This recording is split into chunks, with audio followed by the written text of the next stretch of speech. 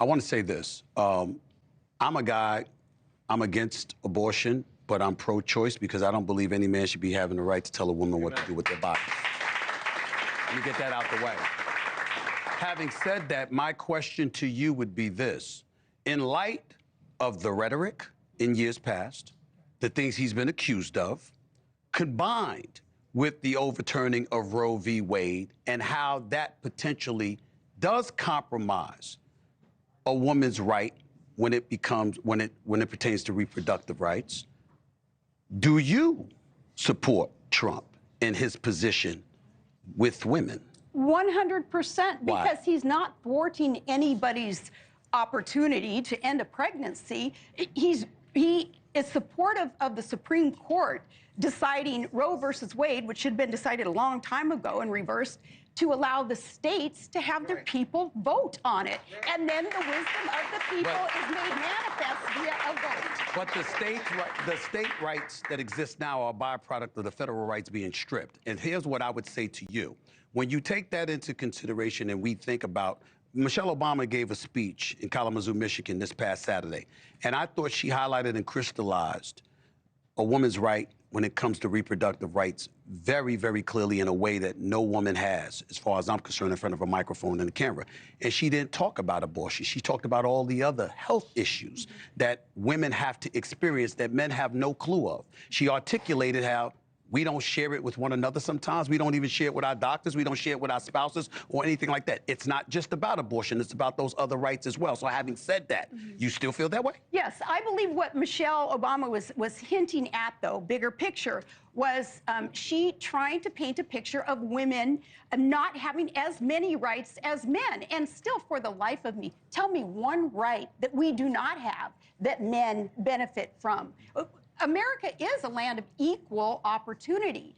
And I think that she was talking more bigger picture, at least with the suggestion that women are somehow thwarted with our opportunities and not provided the same rights and protection as men. I just want to make one quick point, and this goes to you. Sure.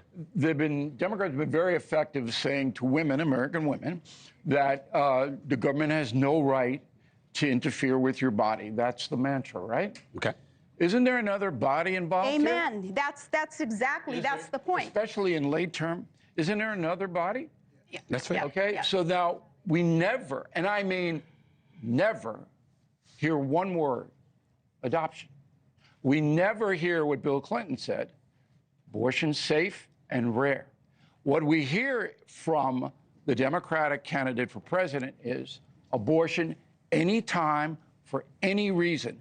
Do you know there are only 3 non-communist countries in the world that has that law? And there is a reason for that.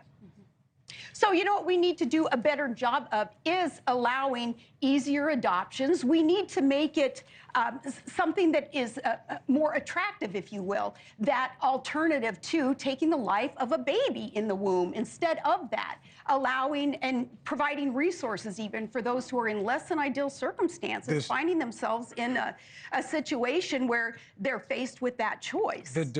Right, and the key word is choice, right? Because once you create a right or remove one, it then becomes about who gets to make the decisions. And then you have this whole decision chain that you're discussing about adoption and health or whatever it is, but who gets to make the determination? That's the issue that the Democrats are trying to isolate. How well they do it, to Stephen A. Smith's point, is a different question. I will bring in a much better arbiter of the Democrats' case than Congressman Ro Khanna from California. Hey, thanks for watching. Go to joinnn.com to find NewsNation on your screen. And don't forget, click the red subscribe button below to get more of NewsNation's fact-driven, unbiased coverage.